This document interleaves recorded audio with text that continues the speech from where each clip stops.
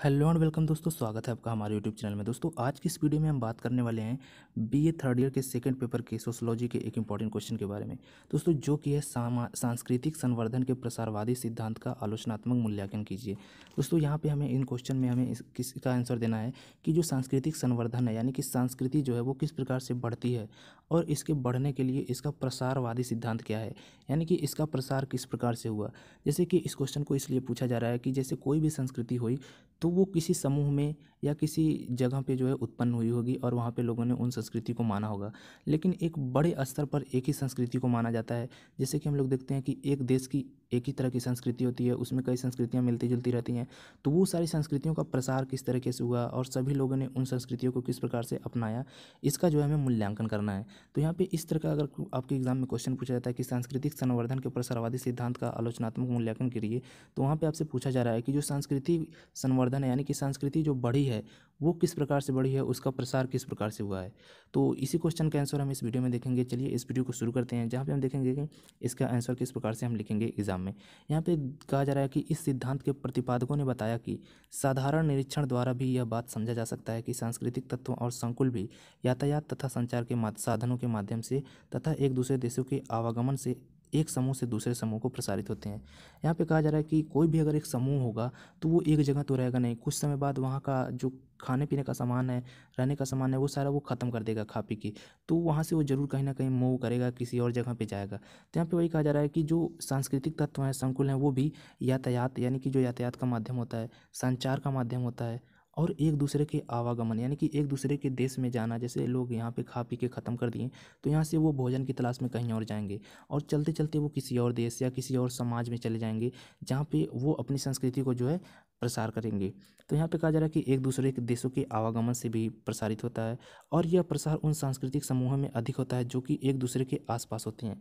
यहाँ पे कहा जा रहा है कि ये जो प्रसार है, ये जो है बढ़ोतरी है संस्कृति का, ये जो संस्कृति को बढ़ाना हुआ है, ये जो है जो देश एक दूसरे के समीप होते हैं, यानी कि जो सांस्कृतिक समूह जो है एक दूसरे के समीप होते हैं, उनमें जो है बहुत ज़्यादा होता है। यानी कि जो आसपास में है, मान लीजिए एकदम नज़दीक में है, वो किसी ना किसी समय वहाँ पे जाएंगे और वहाँ पे अपनी संस्कृति का जो है छाप छोड़ देंगे और वहाँ पे जो संस्कृति का प्रसार हो जाएगा। तो वही वही कहा जा रहा है कि जो कि एक दूसरे के पास होते हैं। लेकिन यह प्रसार क्यों होता है, इसके दो संभावित उत्तर बताया जा सकता है। यहाँ पे कहा जा रहा है कि ये प्रसार जो है क्यों होता है, इसके लिए जो है हम दो संभावित उत्तर बता सकते हैं। जैसा कि पहला यह कि संस्कृति सीखी जा सकती है और सीखा भी जाता है, इसलिए देख सुनकर दूसरों की संस्कृति को अपना लेने से इसका प्रसार होता है।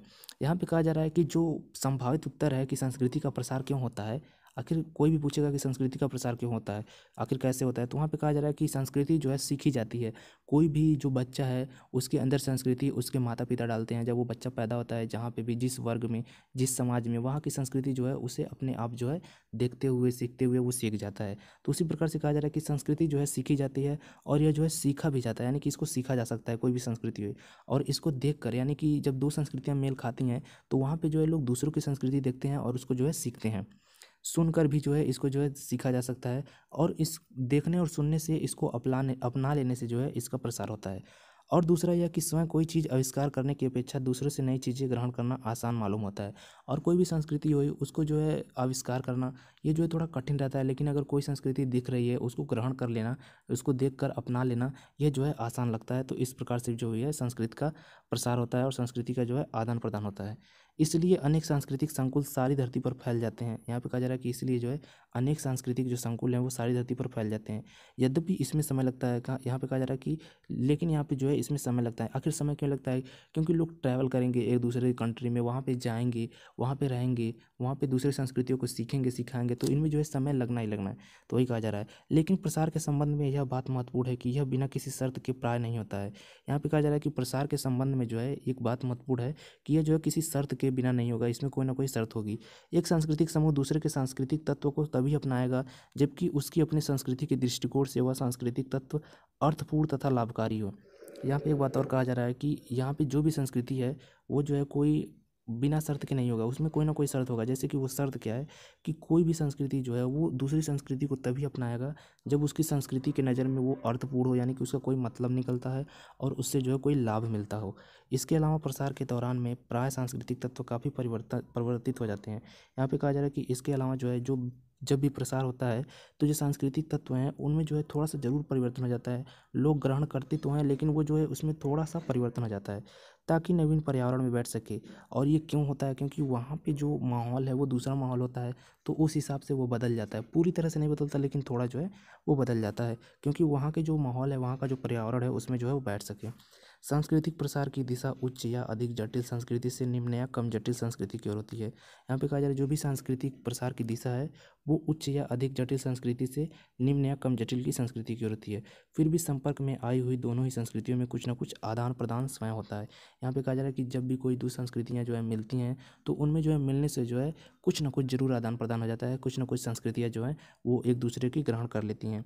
संपूर्ण विश्व में संस्कृति का प्रसार किसी एक स्थान से हुआ या फिर प्रसार की प्रक्रिया विभिन्न स्थान के साथ साथ क्रियाशील हुई, इसको लेकर विद्वानों में मतभेद है और उन्होंने इस पर अपने अपने मत प्रस्तुत किए हैं। यहाँ पे कहा जा रहा है कि संपूर्ण विश्व में जो संस्कृति है उसका प्रसार जो है एक ही स्थान से हुआ था या फिर उसका प्रसार जो है विभिन्न स्थान से हुआ था। इसको लेकर जो है विद्वान जो है कई तरह की बातें करते हैं कि कोई कहता है कि एक ही स्थान से जो है पूरी संस्कृति का प्रसार हुआ है, कोई कहता है कि अलग अलग संस्कृतियों से अलग अलग स्थान से जो है संस्कृतियों का प्रसार हुआ है। तो इस पे जो उन्होंने जो भी विद्वान थे, जो भी समाजशास्त्री थे, उन्होंने अपनी अपनी बात रखी है और बताया है और उन्हीं बातों को जो है उन्हीं मतों को जो है हम आगे पढ़ेंगे। तो यहाँ पे उनको आपस में जो है उनका मतभेद है, वो एक दूसरे की बात नहीं मानते। कई लोग कहते हैं कि वो एक ही जगह से प्रसार हुआ है, कई लोग कहते हैं अलग अलग जगह से प्रसार हुआ है। तो उन्हीं विद्वानों का जो है मत हम आगे जा रहे हैं देखने।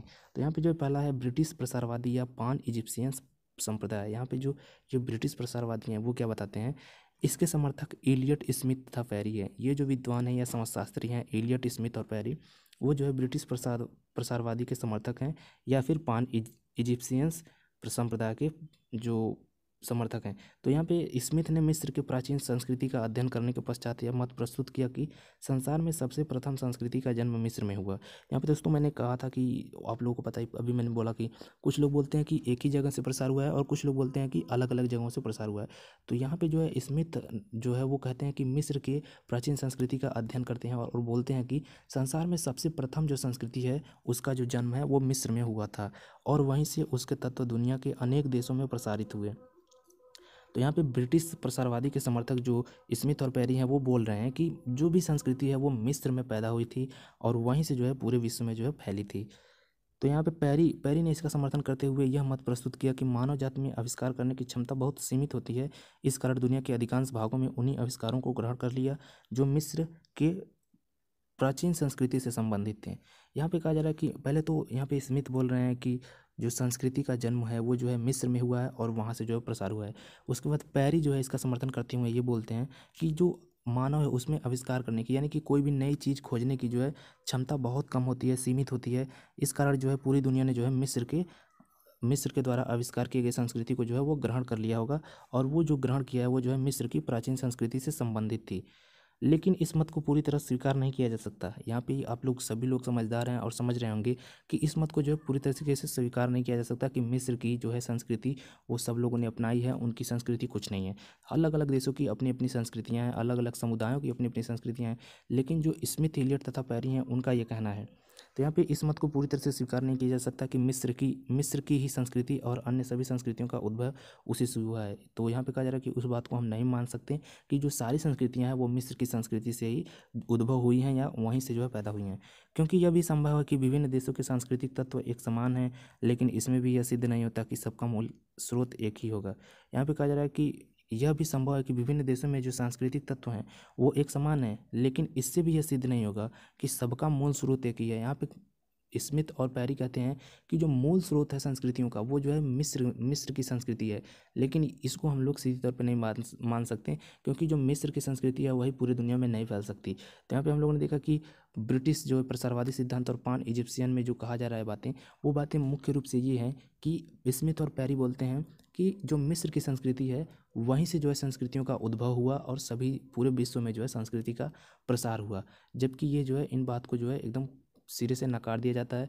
और इनमें कुछ बातें जो सही लगती हैं कि हाँ हो सकता है ऐसा, लेकिन पूरी तरह से जो है इस मत को हम नहीं मान सकते कि जो भी संस्कृति है वो मिस्र से ही पैदा हुई और पूरे विश्व में फैली। तो ये था पहला जो है प्रसारवादी सिद्धांत जो कि स्मिथ और पेरी ने दिया।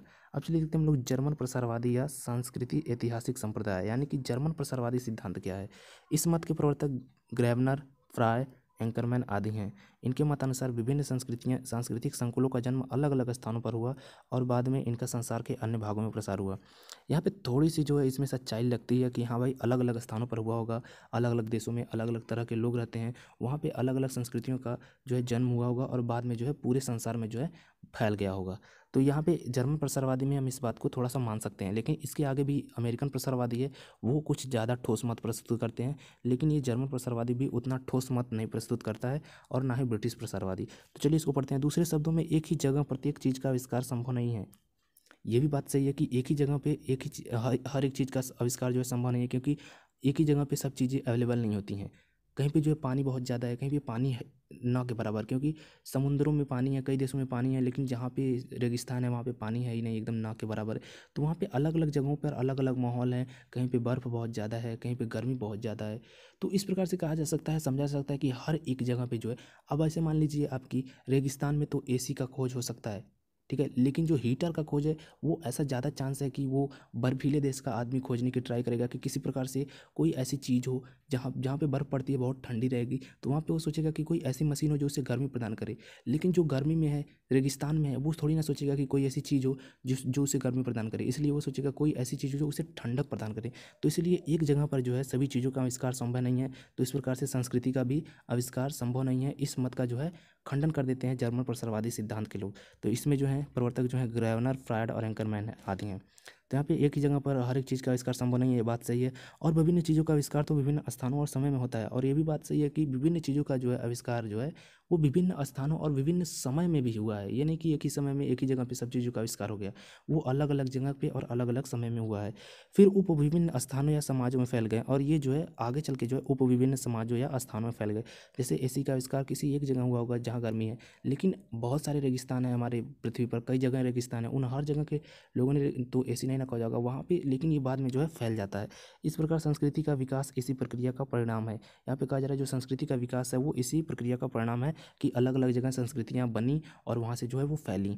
यह प्रक्रिया इस अर्थ में है कि विभिन्न स्थानों से संसार के अन्य भागों में सांस्कृतिक संकुलों का प्रसार निरंतर क्रम में चलता रहता है। इस मत की सबसे बड़ी दुर्बलता यह है कि इस बात को का ज्ञान कराता है कि प्रसार क्या है, परंतु इस बात की व्याख्या नहीं करता कि ये प्रसार होता क्यों है। यहाँ पे हम लोग समझ गए कि प्रसार क्या है, यानी कि प्रसार क्या है, यानी कि प्रसार यही है कि अलग अलग जगह पे संस्कृतियाँ होती हैं और वो फैल जाती हैं। लेकिन यहाँ पे ये व्याख्या नहीं कर पा रहा है कि प्रसार होता क्या है और ये होता क्यों है, यानी कि प्रसार क्यों होता है, आखिर में प्रसार होने की ज़रूरत ही क्या है। लेकिन इसको जो आगे हम अमेरिकन प्रसारवादी में देखेंगे कि प्रसार होने की ज़रूरत क्या है। जैसे कि एसी की ज़रूरत जो है हर जगह पे है, जहाँ पे गर्मी हो रही है तो वहाँ पे एसी फैलना, ये मैं एग्जांपल के तौर पे दे रहा हूँ। आप इसको ये ना समझे कि यही जो है जर्मन प्रसारवादी सिद्धांत का मेन चीज़ है, लेकिन आपको मैं एग्जांपल के तौर पे बता रहा हूँ कि जो भी एसी है वो जहाँ पे गर्मी है वहाँ पे तो वो जाके ही रहेगी, कुछ दिनों बाद ही जाके रहेगी, क्योंकि लोग जो है ट्रैवल करते रहते हैं, एक जगह से दूसरे जगह पर जाते हैं, तो वहाँ पे जाएंगे वो, तो दोबारा जब यहाँ आएंगे तो जो भी सुविधाजनक चीज़ें होंगी वो दोबारा वहाँ पे लेकर जाएंगे और इस प्रकार से वो फैलता जाएगा। तो यहाँ से हम समझ सकते हैं थोड़ा सा, लेकिन जो ये जर्मन प्रसारवादी है ये बताता तो है कि प्रसार क्या है, लेकिन ये क्यों होता है ये नहीं बताता है। तो अब चलिए हम लोग आगे बढ़ते हैं और देखते हैं अमेरिकन प्रसारवादी। अमेरिकन प्रसारवादी क्या है। इस संप्रदाय के प्रमुख समर्थक फ्रोज बोआस तथा क्लार्क विस्लर हैं। इन विद्वानों ने इस प्रश्न को हल करने का प्रयास किया है कि प्रसार क्यों होता है। विस्लर के मतानुसार विशिष्ट सांस्कृतिक तत्वों का जन्म उस संस्कृति के केंद्र में ही होता है। प्रसार के दौरान सांस्कृतिक तत्व पर्यावरण के अनुसार परिवर्तित होते रहते हैं और यह परिवर्तन अभौतिक तत्वों में अधिक होता है। सीमा पर पहुँचते पहुँचते यह हल्के होने लगते हैं और उन पर दूसरे सांस्कृतिक समूहों का प्रभाव पड़ने लगता है, और जहाँ दो सांस्कृतिक समूह की सीमाएं मिलती हैं वहाँ दोनों संस्कृतियों के तत्वों का मिश्रण देखा जा सकता है। इस प्रकार अमेरिकन प्रसारवादियों ने जर्मन या ब्रिटिश प्रसारवादियों की कमियों को दूर कर प्रसार के कारणों को ढूंढने का प्रयास किया है। यहाँ पे जो है अमेरिकन प्रसारवादी हैं वो क्या कह रहे हैं कि विस्लर क्या कह रहे हैं, विशिष्ट सांस्कृतिक तत्वों के जन्म उस संस्कृति के केंद्र में ही होता है। यानी कि जो सांस्कृतिक तत्व हैं उनका जो है जन्म जो है संस्कृति के केंद्र में होता है, लेकिन प्रसार के दौरान जो है सांस्कृतिक तत्व पर्यावरण के अनुसार परिवर्तित होते रहते हैं। यानी कि जो भी संस्कृतियाँ हैं वो जब प्रसारित होती हैं तो उसमें जो है परिवर्तन होता है, क्योंकि जो पृथ्वी है वो एक तरह की तो नहीं है, कहीं पे गर्मी है, कहीं पे ठंडी है, कहीं पे जो है बरसात का मौसम रहता है, कहीं पे बहुत ज़्यादा गर्मी पड़ती है, कहीं पे नहीं, बहुत कम गर्मी पड़ती है। तो वहाँ पे जो यहाँ पे ये बात कहा जा रहा है कि संस्कृति जो है, संस्कृति के केंद्र में जो है, सांस्कृतिक जो तत्व हैं वो संस्कृति के केंद्र में ही जन्म लेते हैं, लेकिन जब उनका जो है प्रसार होता है तो उस दौरान जो है वो पर्यावरण और माहौल के अनुसार जो है बदलते रहते हैं, परिवर्तित होते रहते हैं। जैसे कि फिर मैं आपको ले चलता हूँ उसी एसी के एग्जांपल पे कि जैसे जहाँ बहुत ज़्यादा गर्मी पड़ रही है वहाँ जो है बहुत जो ठंडक देने वाली एसी होगी उसको लगाया जाएगा, लेकिन जहाँ पे नॉर्मल गर्मी पड़ रही है वहाँ पे नॉर्मल पे जो है एसी लोग चलाएंगे। तो उस प्रकार से जो है, इस प्रकार से इसमें परिवर्तन हो गया एसी में। तो उसी प्रकार से जो भी संस्कृतियाँ होती हैं वो पर्यावरण के अनुसार जो है परिवर्तित होती रहती हैं, क्योंकि जब पर्यावरण बदलेगा, नेचर बदलेगा समय के साथ, तो उसमें जो है परिवर्तन होना लाजमी है। और यह परिवर्तन जो है अभौतिक तत्वों में अधिक होता है, यानी कि जो भौतिक तत्व हैं उनमें तो कम होता है, लेकिन जो अभौतिक तत्व हैं उनमें जो है और ज़्यादा परिवर्तन होता है। सीमा पर पहुँचते पहुँचते यह हल्के होने लगते हैं, यानी कि जहाँ से जो है कहीं पे भी तो इसकी सीमा होगी। जैसे मान लीजिए कोई भी एक समुदाय है, उसमें जो है कोई संस्कृति है, वो उसी उतने दूर तक ही वो संस्कृति पालन की जाएगी, लेकिन जैसे ही इसकी सीमा खत्म होती है, सीमा खत्म कहाँ पे होगी, जहाँ से दूसरी संस्कृति यानी कि दूसरे समुदाय के लोग मिलने लगे। तो जैसे ही इसकी सीमा जो है आगे पहुंचती है तो ये इसका जो प्रभाव जो है वो हल्का होने लगता है, क्योंकि उधर से जो है उधर की भी संस्कृतियाँ आ जाती हैं, और जो संस्कृति का जो तत्व है वो जो है उसके केंद्र में जन्म लेता है। तो जैसे ही इसका सीमा खत्म होगा, यानी कि केंद्र से जितना दूर जाएगा उतनी जो है इसका प्रभाव कम होने लगेगा। तो यहाँ पे कहा जाए कि उन पर दूसरे सांस्कृतिक समूह का प्रभाव पड़ने लगता है, यानी कि जैसे इसका सीमा आता है तो उधर से किसी चीज़ का सीमा खत्म होता होगा, तो उस संस्कृति का जब सीमा खत्म होता है तो उस सीमा संस्कृति का जो है प्रभाव रहता है, और इधर से इस संस्कृति का प्रभाव रहता है। तो जब इसका सीमा आता है तो वहाँ पे जो है दोनों संस्कृति की सीमाएं जहाँ मिलती हैं वहाँ दोनों संस्कृतियों के तत्वों का मिश्रण देखा जा सकता है। जैसे कि कोई भी हिंदी या भोजपुरी भाषा हो गई, इन भाषाओं को अगर हम लोग देखें तो सीमा पर जहाँ पे बात होती है वहाँ पे लोग दोनों भाषाओं को अच्छी तरीके से समझ सकते हैं। हिंदी को भी, या हिंदी यहाँ पे आप समझ सकते हैं कि जो नेपाल है और भारत है, तो नेपाल बॉर्डर पे जो है ज़्यादातर लोग हिंदी और नेपाली समझ लेंगे, वहाँ पे नेपाली भी समझ लेंगे लोग और हिंदी भी समझ लेंगे लोग, क्योंकि वहाँ पे हमेशा लोग आते जाते रहेंगे और उनको जो समझते रहेंगे। लेकिन जो अगर कोई भारत के एकदम बीचों बीच आए और नेपाली बोले तो जाहिर सी बात है कि लोग नहीं समझ पाएंगे कि ये क्या बोल रहा है। लेकिन अगर भारत और नेपाल के बॉर्डर पे अगर वो बोलेगा तो बहुत ज़्यादा लोग होंगे वहाँ पे जो समझ लेंगे। उसी प्रकार से कोई हिंदी जो है पूरे नेपाल के अंदर ऐसे जगह पर जाके बोले जहाँ पे केवल नेपाली और नेपाली भाषा समझते हो तो वो भी नहीं समझ पाएगा। इसको इंग्लिश के लिए इंग्लिश के तौर पर भी आप आजमा सकते हैं, भोजपुरी के तौर पर भी आजमा सकते हैं। तो इस प्रकार से हम लोग देखते हैं कि जहाँ पे बॉर्डर मिलता है वहाँ पे जो है दोनों संस्कृतियों का मिश्रण आपको मिलेगा, लेकिन जैसे ही बॉर्डर खत्म होगा वहाँ पे जो है नई चीज़ें, नई संस्कृतियों का प्रारंभ हो जाएगा। तो यहाँ पे कहा जा रहा है कि इस प्रकार अमेरिकन प्रसारवादियों ने जो है जर्मन या ब्रिटिश प्रसारवादियों की कमियों को दूर कर प्रसार के कारणों को ढूंढने का प्रयास किया है। तो इस प्रकार से हम लोग देख रहे हैं कि ये क्वेश्चन जो है वो खत्म हो चुका है, यानी कि जो ये हम लोगों ने देखा सांस्कृतिक संवर्धन का प्रसारवादी सिद्धांत। तो सांस्कृतिक संवर्धन के प्रसारवादी सिद्धांत में हम लोग देखते हैं कि संस्कृतियों का जो है आदान प्रदान लोगों के ट्रैवल करने से, यानी कि लोग जो है यातायात के माध्यम से या किसी भी तरह से जो है एक दूसरे से मिलते हैं, तो वहाँ पे जो है संस्कृतियों का आदान प्रदान होता है। और इसमें जो हम लोगों ने देखा कि ब्रिटिश प्रसारवादी जो संस्कृति है उसके समर्थक इलियट स्मिथ और पैरी हैं, और ये जो बोलते हैं कि मिस्र में जो है सभी संस्कृतियों का जन्म हुआ है और यहीं से प्रसार हुआ है। तो ये पहला ब्रिटिश प्रसारवादी या पान इजिप्शियन संप्रदाय का कहना है। जर्मन प्रसारवादी कहता है कि ये जो है अलग अलग जगहों पर जो है पैदा हुआ और फैलता गया। तो यहाँ पे जर्मन प्रसारवादी भी कुछ हद तक ठीक ही है। उसके बाद अमेरिकन प्रसारवादी जो है ये जो है वो कहता है कि जो संस्कृति का जन्म है वो केंद्र में ही होता है, उसके सांस्कृतिक तत्वों का जन्म जो है संस्कृति के केंद्र में ही होता है, लेकिन जैसे वो आगे बढ़ता है प्रसार के दौरान तो उसका जो है पर्यावरण के अनुसार जो है उसमें परिवर्तन हो जाता है, और जब सीमा पे पहुंचता है तो हल्का हो जाता है और दो संस्कृतियों का मिश्रण वहाँ पे मिलने लगता है। तो इस प्रकार से हम देख सकते हैं कि तीनों प्रसारवादी सिद्धांतों को हम लोगों ने समझ लिया। तो इस प्रकार से मैं बोल सकता हूँ कि आपको ये अच्छी तरीके से समझ में आ गया होगा कि तीनों जो सिद्धांत हैं वो कौन कौन से हैं। तो उम्मीद करता हूँ आपको वीडियो पसंद आया होगा। मिलते हैं आपसे नेक्स्ट वीडियो में, तब तक के लिए आपका वीडियो देखने के लिए धन्यवाद।